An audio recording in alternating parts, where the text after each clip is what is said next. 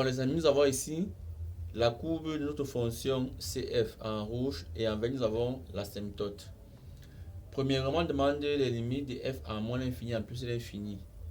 Donc la limite de f de x avec moins l'infini c'est égal à moins l'infini. Pourquoi? Parce que lorsque x va vers moins l'infini, f de x ira aussi vers moins l'infini.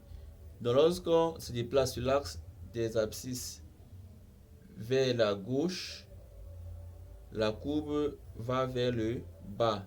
Donc f de x va vers moins l'infini. De même, la limite de f de x quand x va vers plus l'infini, c'est plus l'infini. Parce que si x va vers plus l'infini, f de x ira aussi vers plus l'infini. Donc ensuite on demande le sens de variation. F est croissante. Pourquoi? Simplement parce que la courbe est ascendante. F est donc croissante. Donc troisièmement, on demande l'équation de l'asymptote. Comme tout droit, l'équation de t peut se mettre sur la forme y égale à ax plus b. On va prendre quelques points de notre droite t.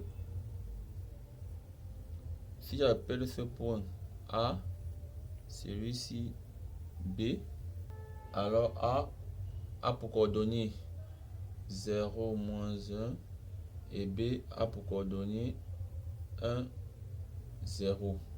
Donc, comme A appartient à T, je peux remplacer dans mon expression x par l'abscisse, y par l'ordonnée. J'aurai donc ici, l'ordonnée c'est moins 1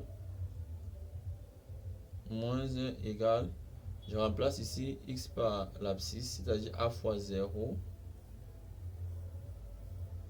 plus b. Également, puisque b appartient à la droite, je vais remplacer ici y par l'ordonnée, x par l'abscisse. J'aurai donc 0 égale a fois 1 plus b. Ce qui implique que ici on a 0, donc b égale à moins 1. Et ici on a a plus b égale à 0. Donc en définitive, on a b égale à moins 1 et a égale à moins b qui est égal à 1.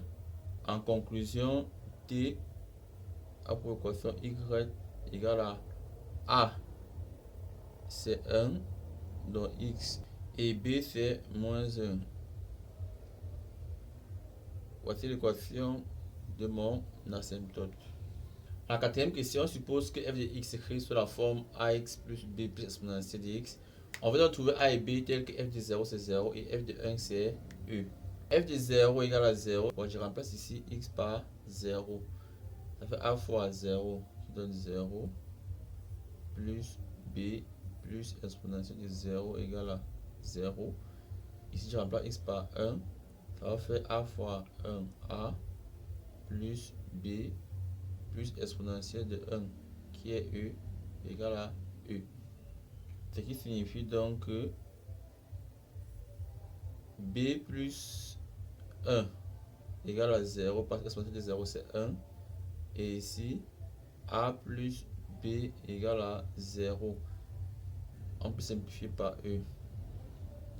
Et au final, on a b égale à moins 1, a égale à moins b qui égale à 1. Ainsi, a égale à 1, b égale à moins 1. Et donc, f de x égale à ax dans x plus b moins 1 plus exponentielle de x. Donc enfin, on demande de montrer que grand F ainsi défini est la primitive de petit f qui prend la valeur 1 en 0. Donc, commençons par vérifier si grand f est une primitive de petit f. Pour cela, on va calculer grand f prime de x.